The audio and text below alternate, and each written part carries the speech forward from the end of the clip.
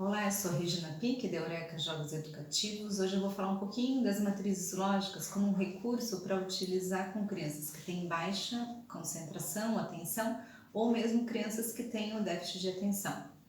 Então, o conjunto que eu escolhi é um conjunto de dupla entrada. Entre os conjuntos de dupla entrada é o meu preferido. Então, o conjunto que eu separei foi o conjunto das casinhas, que é um conjunto de dupla entrada, como eu comentei. Para a gente trabalhar um conjunto de dupla entrada, a criança tem que ter trabalhado antes um conjunto de uma entrada só. Então, é pré-requisito. Então, digamos que ela já trabalhou de uma entrada e já trabalhou um de dupla entrada, ela já conhece. O que ela vai fazer? Ela vai pegar as fichinhas, eu separei previamente aqui, vai colocar os marcadores formato de casinha aqui e vai colocar os telhados aqui. Aí ela vai pegar essas fichinhas que ficam viradas para baixo, né? Vira uma e vai verificar onde que ela coloca. Então, o telhado laranja está aqui, com duas janelas. Aqui, essa conexão, né? Aqui, ó, telhado laranja de novo, é coincidência. Não separei telhado laranja só. Aqui, vamos lá, azul. Opa, lilás aqui, laranja aqui,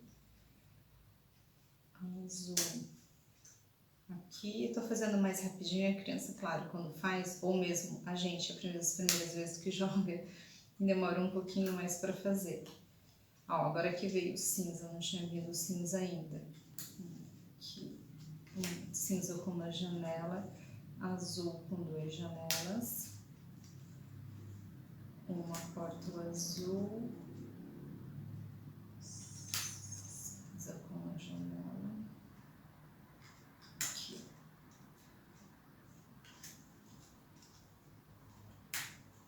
E a última peça aqui. Então, a criança fez toda a montagem, né? Eu tô com o telhado azul, uma janela e uma porta. Telhado azul, duas janelas, telhado azul, uma porta, telhado azul e uma janela. Então, a criança precisa fazer essa montagem aqui. Depois que ela faz, a gente começa a parte de trabalhar exatamente com ela. Então, a gente está conversando aqui sobre atenção e concentração. Vocês podiam me perguntar, nossa, Regina, mas só essa primeira montagem do tabuleiro já não exigiu bastante atenção e concentração por parte da criança? Sim, com certeza, né? E eu montei mais rápido, um pouco porque estou acostumada com o material, um pouco porque pra gente ganhar tempo. Mas realmente, quando a criança vai montar, principalmente se eu falo de uma criança que tem dificuldade de atenção e concentração, ela leva um tempo maior para fazer.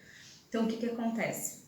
A gente trabalha na montagem de tabuleiro, já atenção e concentração, mas também a gente pode ir avançando um pouquinho mais, aumentando o grau de dificuldade com as possibilidades de trabalho com as matrizes. E eu vou mostrar uma das possibilidades.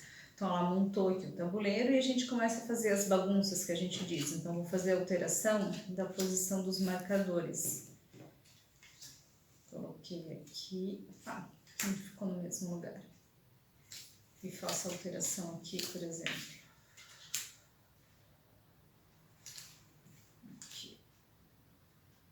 E daí eu confiro com a criança. Então, me conte agora nessa bagunça que eu fiz aqui, onde que vão ficar as casas de telhado laranja? Eu quero que ela me responda aqui. Às vezes a criança te fala aqui, porque realmente estão concentradas aqui. Eu falei, não, mas vai lá, me explique, onde que está a mandona de telhado laranja? Está aqui? Então, onde que as casas de telhado laranja vão ficar? Então, ela confere e te responde aqui, e eu pergunto das outras cores também uma a uma, para eu ter certeza que ela está entendendo o que tem que fazer. E aqui, daí, novamente para os marcadores que estão nessa posição em linha.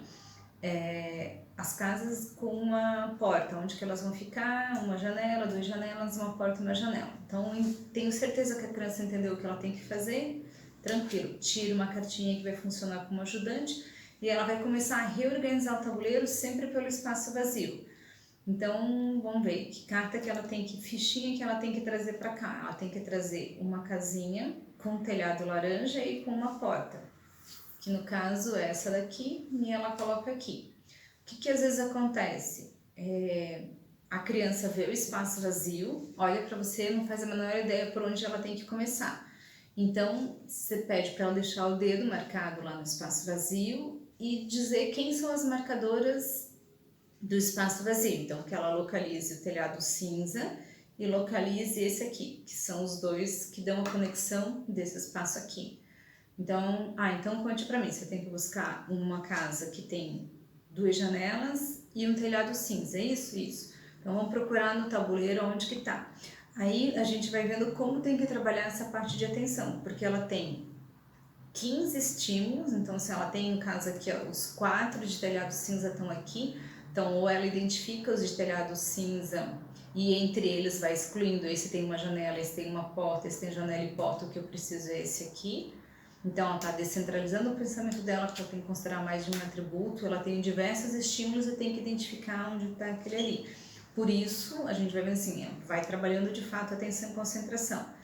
Daí a gente vai vendo se ela vai conseguindo fazer sozinha. Por exemplo, a primeira eu auxiliei ela com o dedo, ver se agora aqui ela consegue fazer sozinha ou não. Não tem problema se ela precisar que a gente coloque o dedo, que a gente vá ajudando a localizar os marcadores cada vez. Eu digo assim, a nossa intenção é que ela tenha autonomia e faça isso sem a nossa intervenção.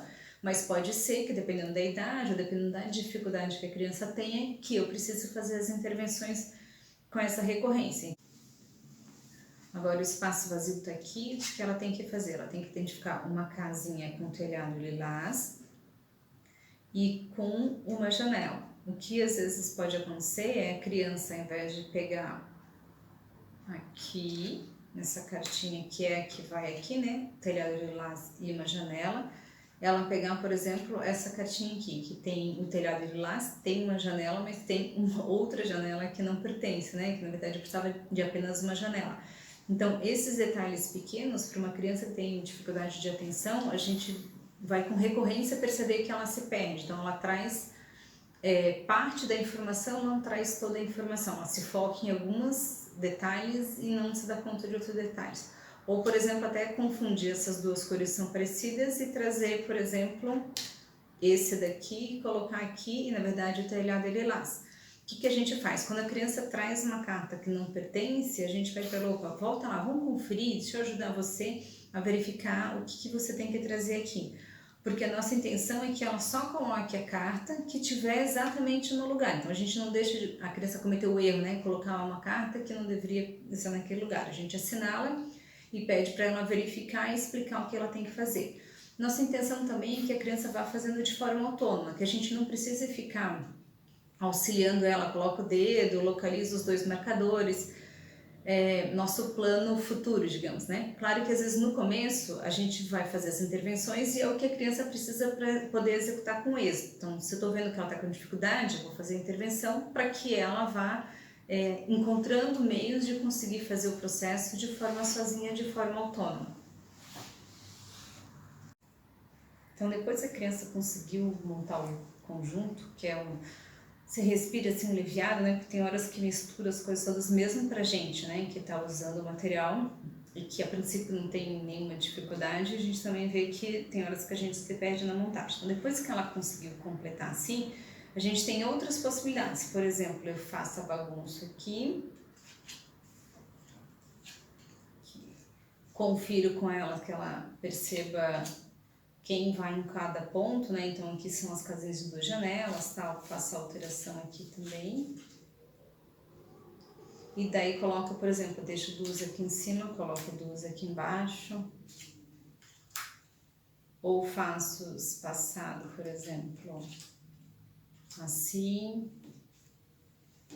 Então mantenho aquela, isso aqui tudo, ó. Mantenho assim, então quando a gente olha, por exemplo, essa disposição, a gente vai vendo que do ponto de vista visual ela vai ficando mais complexa, então a gente vai entrando cada vez mais num grau de complexidade, exigindo mais da criança e a gente vai mudando na medida que a criança vai dando conta. Então ela deu conta daquele primeiro situação que a gente fez e a gente vai passando para essas outras possibilidades. Essas são algumas das possibilidades que o material permite.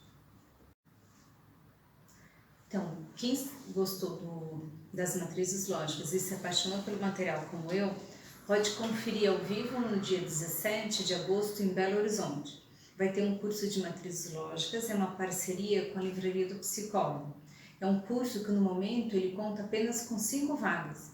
E daí quem não é mineiro, mas também gostou do material e tem interesse em saber mais sobre as matrizes lógicas e o curso, pode fazer contato comigo via WhatsApp. Um abraço.